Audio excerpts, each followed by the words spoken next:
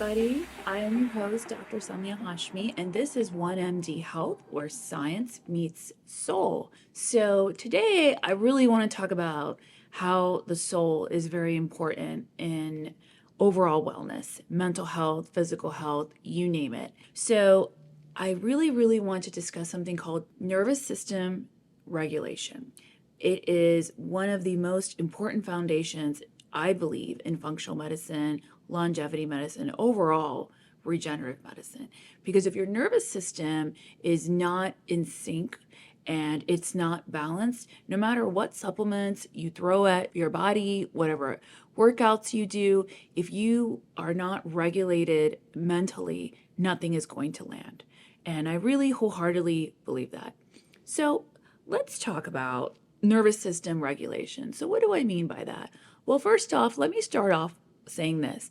About 85% of Western illnesses are linked to nervous system dysregulation that cause chronic disease.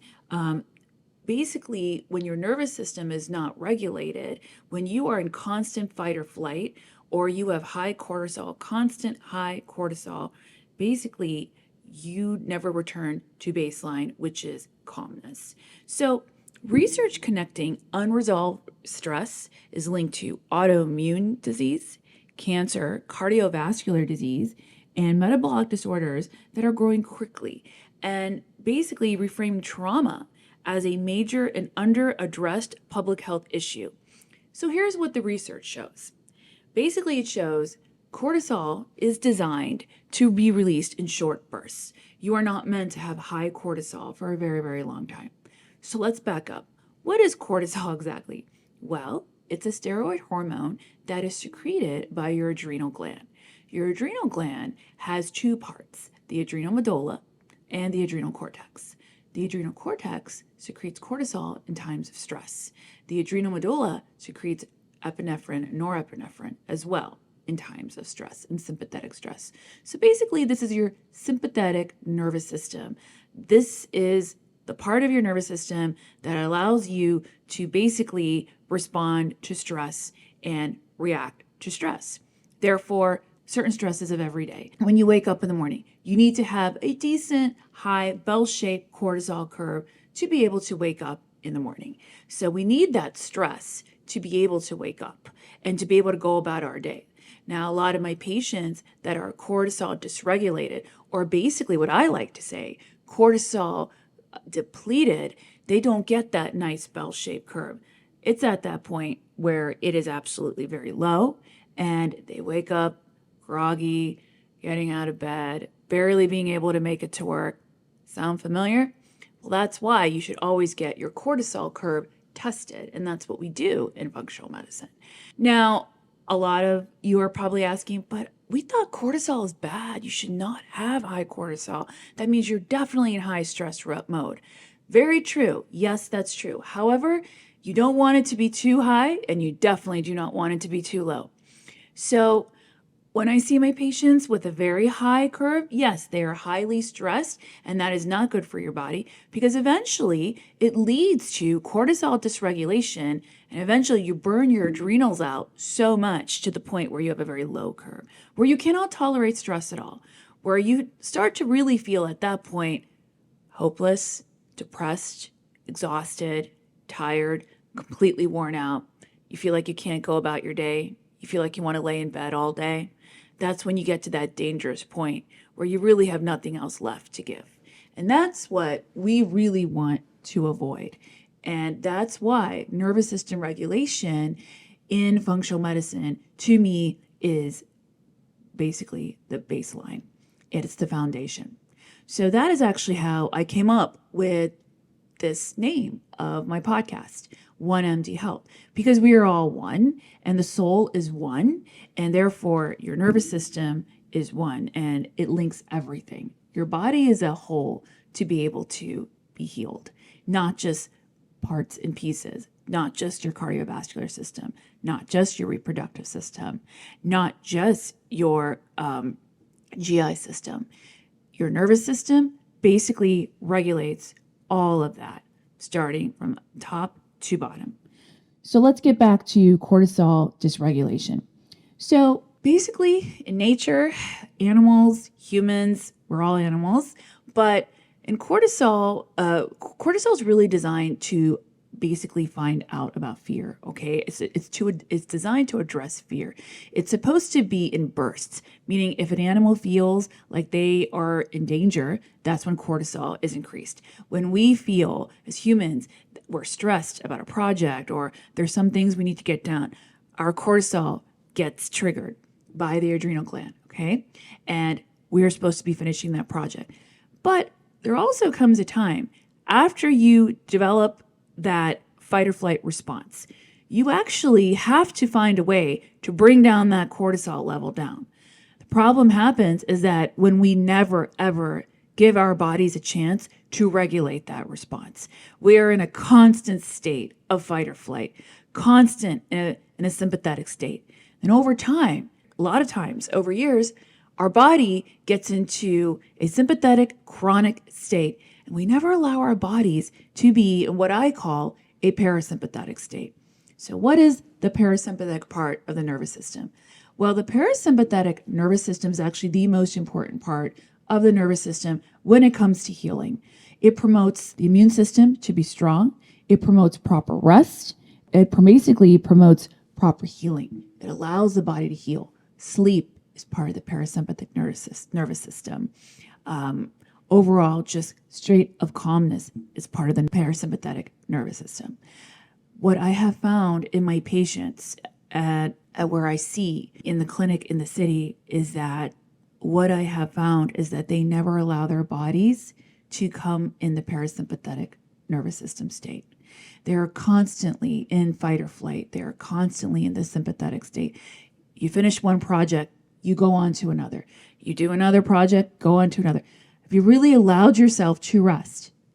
My most favorite question to ask my patients is always, what do you do to relax? Do you know what their answer is? They look at me like, well, what do you mean? I go, meaning once you finish that project, once you come home from work, what do you do to relax? What do you do for yourself to basically uplift yourself or kind of heal yourself from the crazy day-to-day of the environments that we do? And a lot of times they just look at me, I don't know, maybe watch TV. I just basically try to go to bed.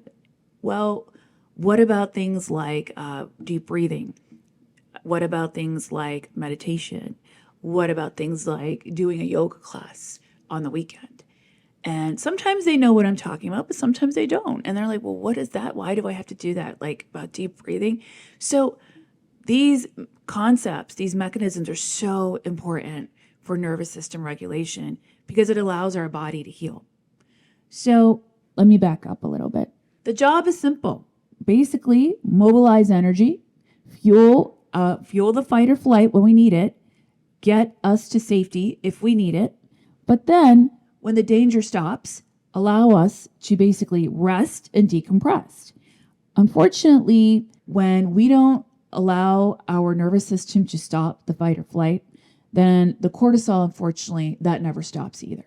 And the body pays the price with every system for it to be designed to protect it, which is not good. So how does this affect us medically in our bodies? Well, basically, when we as humans are in this chronic traumatic systemic environments, we never complete the cycle of basically allowing and then release. And we're constantly in this stage of elevated cortisol state. And that accumulates in the body over years to come, and possibly, most likely, decades, until you burn out your adrenals. So when this happens, we never allow our bodies to heal. And we wonder why we're in a constant state of inflammation in this country. Why cardiovascular disease is on the rise. Why dementia is on the rise. Why cancer is on the rise. How do you think it all starts? Is it always genetics? No. It has a lot to do with how we manage stress.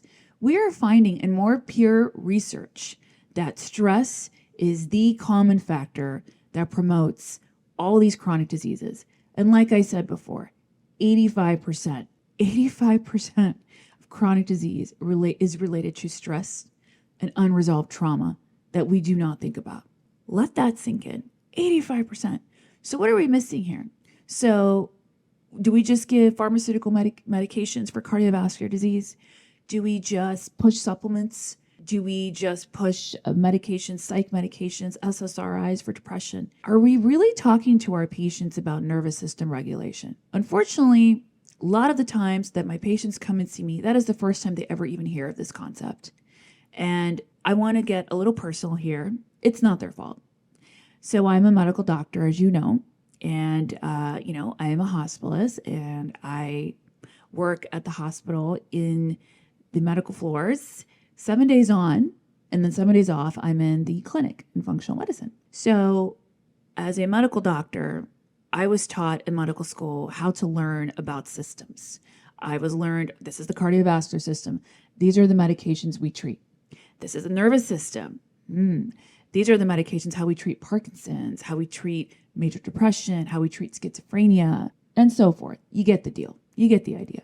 But I was never taught, okay, well, how can we prevent disease? Well, what can I do in my day-to-day to manage my stress so that I don't get these chronic diseases later on in the future?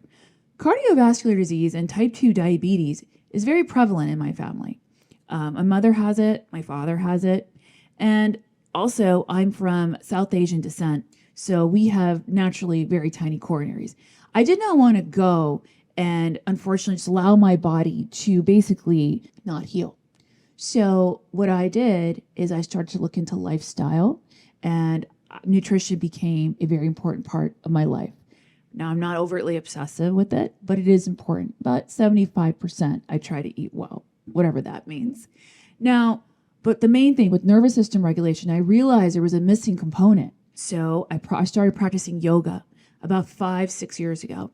I started incorporating yoga in my exercises about twice a week of hot yoga, and overall, what we call yoga sculpt, basically yoga with weights. And I realized what was happening is that my brain fog became clear. I was able to think clearly. I slept better. My digestion got better, and my body changed for the better. So after having 2 kids and, unfortunately things just don't feel or look like they used to in your 20s before children. I'm sure you ladies understand that. But yoga really reset my nervous system and my physical body. So I started to feel healthier. My energy came up. And I'm like, what are we missing here? How come we do not talk about this in medical school? That is what is so surprising to me. And the more yoga I did, I added more Pilates, more kickboxing, more all different types of exercises. The more exercise I did, the more yoga I did, the more I became regulated, the more my anxiety decreased. And it was just so fascinating to me that we were never really taught this in medical school.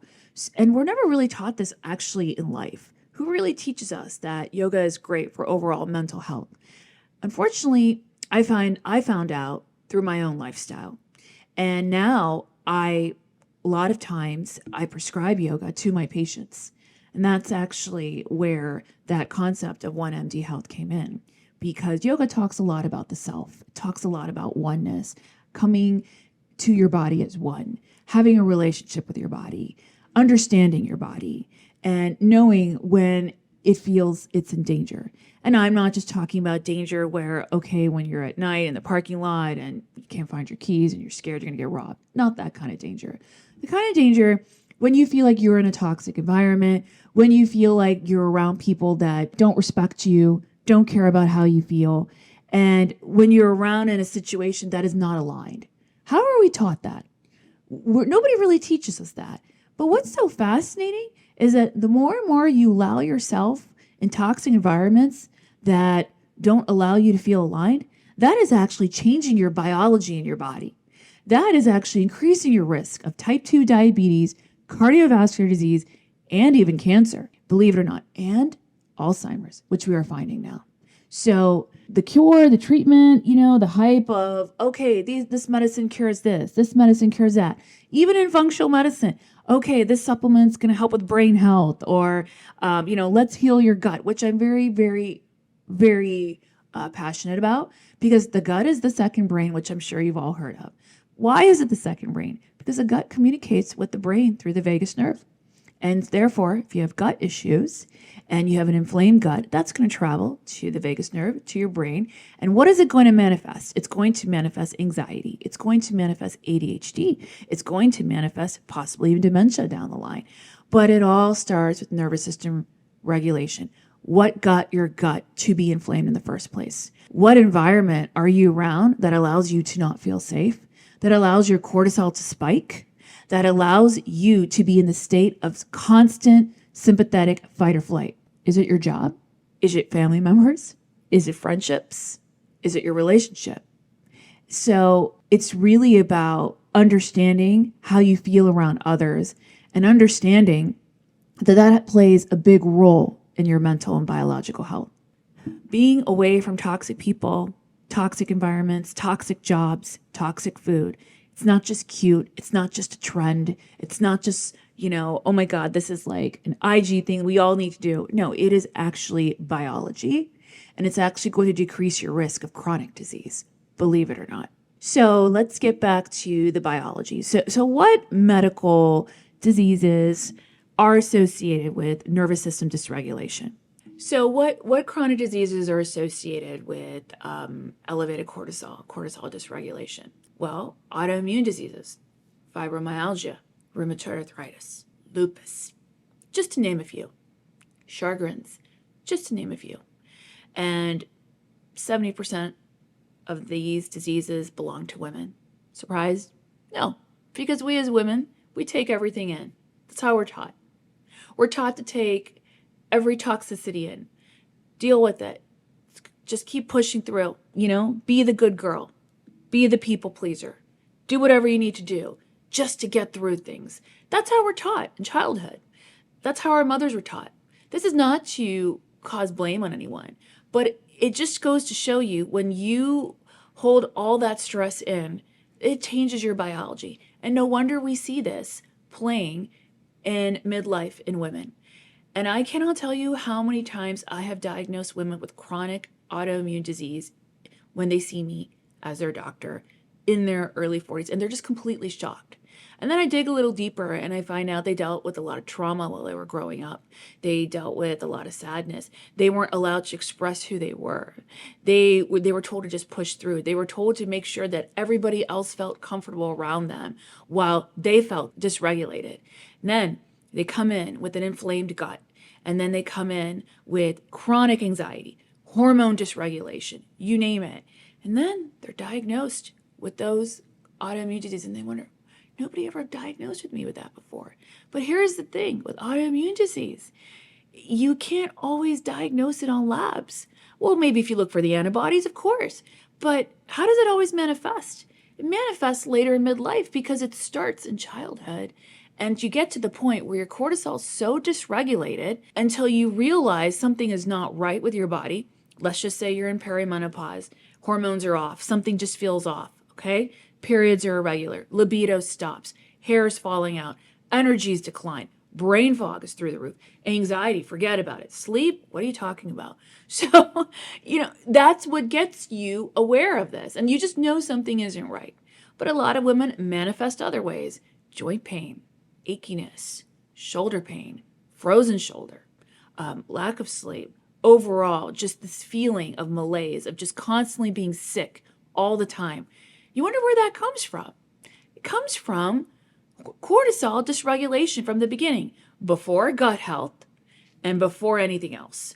Because what led to that gut inflammation? Cortisol dysregulation. So let's get down to why. Cortisol, chronic cortisol elevation. This is what I want you to keep in mind, okay? Suppresses immune function, all right? Disrupts hormone regulation, damages the lining of blood vessels, so leading to cardiovascular disease, leading to oxidative stress, which is the hallmark of cardiovascular disease, impairs glucose metabolism, and alters the brain architecture over time, leading to possible situations like dementia. So, pretty important, I would say, okay? And then when you connect these biological mechanisms and you connect unresolved trauma, okay? that leads to disease progression and new research now that we are seeing. So, connection between chronic stress and autoimmune conditions definitely is something that we need to be aware of. So, sustained cortisol dysregulation, that's what you need to understand, okay? That disrupts the immune system's ability to distinguish between external threats and the body's own tissue. So, what does that mean? Basically, that means your body starts to attack itself because the dysregulation of the cortisol, the body cannot tell who's a threat anymore. Is your own tissue a threat or external forces? Are they a threat? You cannot even tell that anymore. That's how autoimmune disease develops. So, the immune system is designed to protect, and it begins attacking the core organism that it was supposed to protect. Now, the way I look at cardiovascular disease, type 2 diabetes, cancer pathways, perimenopause, menopause, yes, I look at it with gut health, I look at it with blood work, but I have a different way of looking at it now, which is very important because which of all these diseases have in common? Prolonged activation of the body's stress immune response. So my patients that are chronically stressed, I'm talking to you, which is basically maybe 95% of you. That's why you come to me. So it is really important to manage stress. It is not so much of a simple way like, oh, sleep better, drink less coffee. No, it's about really being proactive. Proactive in the sense that doing certain things each day to help manage your cortisol. So before I get into that, so what lab markers do I really order in my practice to assess cortisol dysregulation? So I don't just check cortisol. Of course, I do check blood level cortisol. I check cortisol, the cortisol curve, if we need it to be. But the other ones that are also very important that shows that there is definitely some inflammation going on in the body, which means cortisol dysregulation. Well, I look at inflammatory markers such as hsCRP, which is your systemic marker for inflammation, such as ESR. I look at fasting insulin, which is an early metabolic marker before hemoglobin A1C. A fasting insulin of greater than 5 is very much associated with insulin resistance before you even see an elevated A1C. And that's all a lot to do with cortisol dysregulation. I look at lipid panel markers. So I don't just look at LDL, HDL, total cholesterol. I look at LDL small particles, ApoB. I look at, your LPIR score. Like, are you at increased risk of insulin resistance? Because high cholesterol is a very important marker of inflammation, not because of what you eat only, because of how you manage stress. Are you in insulin resistance? Do you have high inflammation? Very important. I look at iron, ferritin panel. If you are anemic, that is a big sign of inflammation because cells need iron to survive. It is not so much of about energy, but cells need iron. That is the cell's fuel to be able to fight off disease, to fight off inflammation. So that's also very important. The other thing, obviously, I look at hormones. If I see a little bit of hormone imbalance, that's also sometimes a sign of inflammation. Then we do other testing like microbiome testing, which is very, very important. Do you have enough probiotics to combat disease? Is your immune system strong and healthy? 70% of our immune system is in the gut. So a strong immune system is associated with a healthy gut, which is associated with a healthy brain. So you see how this all ties in together. Very, very important. Now, hypertension, very linked to high cortisol. Why does your blood pressure go up when you're stressed out? Because it's the cortisol dysregulation, and that disrupts also insulin signaling. That's why a lot of patients that have high blood pressure, they are at increased risk of coronary disease and type 2 diabetes down the road. These chronic diseases are very linked because it's all from the same mechanism. So nervous system regulation is very important. Then you add trauma, and then we're really in for it. So I want to talk about two areas of the brain that are associated with cortisol regulation, okay? Because there is science behind this. Science and soul come together in this way. So there are two areas in your brain, okay, that control your nervous system. One is, which is really important, is the limbic system. The limbic system handles emotion and survival by responding to immediate threat, and it tries to seek safety, okay? But when you are in years in a threatening environment, a job you hate, a relationship you can't stand, people around you that are completely toxic, okay? The limbic system becomes your dominant system, okay, instead of your prefrontal cortex. Your prefrontal cortex is located here. That is the area of planning and regulation and basically calmness and thinking clearly. It cannot step into its role if the limbic system is overactivated. So when your limbic system is overactive with all this emotion and a lot of feelings that you cannot handle, it tries to seek control. So how does it seek control? It seeks control with quick relief from discomfort. So what is the best way we seek relief from discomfort? Alcohol, drugs, basically just getting away from it all. And this leads over time where the prefrontal cortex, our brain of reasoning, our brain of action is just decreased. So that's how all the regulation happens. You almost get used to chaos instead of peace in this regard, because you never knew what peace felt like. And so we need to feel like safe in our bodies for peace. And also the corpus callosum, okay? That's the area between your two hemispheres of your brain. And it controls communication between those two hemispheres, okay? Your right brain, your left brain. And when you lose that corpus callosum communication because of cortisol dysregulation, cannot manage stress, cannot manage anxiety. And what happens when we lose that communication over time? Well, inflammation builds up, antioxidants are decreased, oxidative stress builds up. What does that lead when we lose that communication? The right and left hemispheres of our brain don't work properly. What does that make people more succumb to? Strokes, high blood pressure, lacunar infarcts. That's how it all starts. So managing stress helps keep the brain regulated. Now, how do we heal? So we have all this knowledge. How do we heal? Well, the idea is you need to feel safe in your body to heal.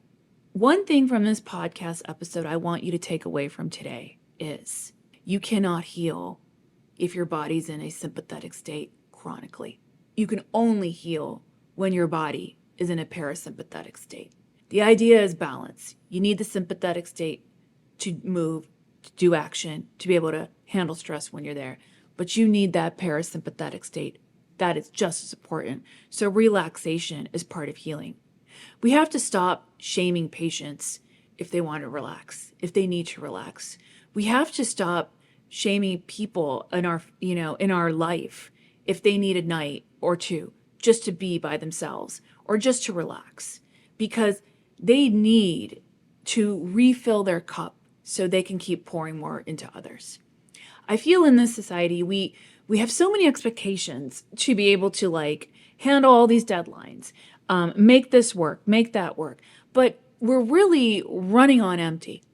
And then you get to the point where when you're diagnosed with a chronic disease, and that's when I see those patients in the hospital, and you wonder what happened? What went wrong? Well, you basically drove your body to the ground.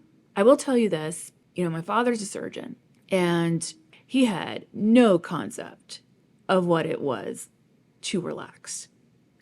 I'm sure not of any of our parents in our older generation had any concept like that, to relax. My mom, she would go, go, go, go, go. No stopping her.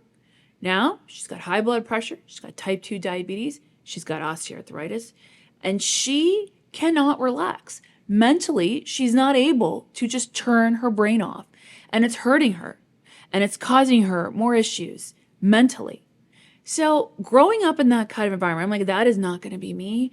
I'm going to teach my children that it's okay to relax and rest your body. And I think it also starts with teaching my patients that it is okay to take that time. In fact, it is necessary, because when they come and see me and they ask, they see me about their gut health and they see me about, their deficiencies, their nutrient deficiencies, their hormones, balancing their hormones, you name it, I do it. But this is one thing I always tell them. If you do not allow yourself, your body to be in this parasympathetic state where you are meditating, shutting your brain off for 5 minutes, I tell them start with 5 minutes, shut it off. 5 minutes, just sit in the room in a corner for 5 minutes by yourself. Just start there.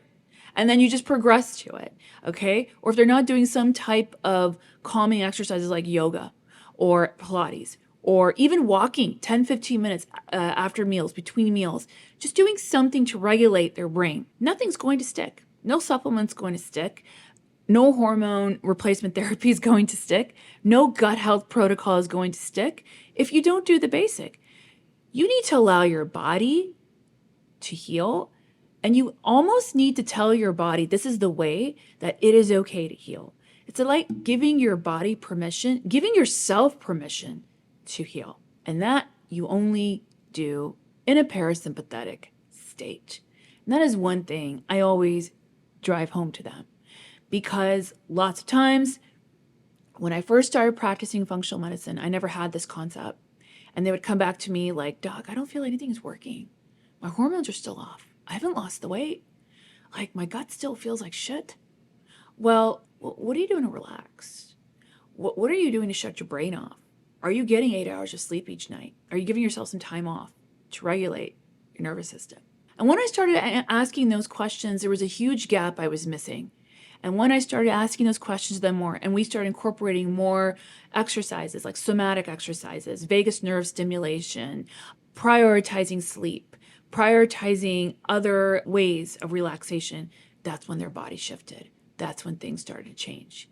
But the most important thing is you need to be patient with your body, because it doesn't happen overnight. This is not a quick fix, and this is not a one-size-fits-all.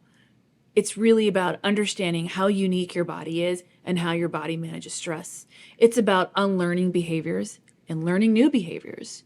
And it's about really coming in tune with your body. So, hallmark is treating inflammation without addressing the cortisol dysregulation, producing it in the first place.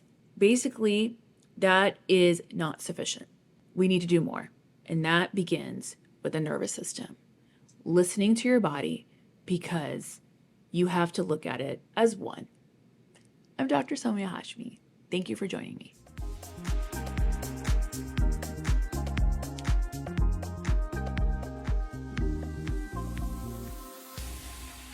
Thank you for visiting OneMDHealth podcast. Please like and subscribe if this podcast resonates with you. If you have any questions, please visit my website, samiyahashmimd.com.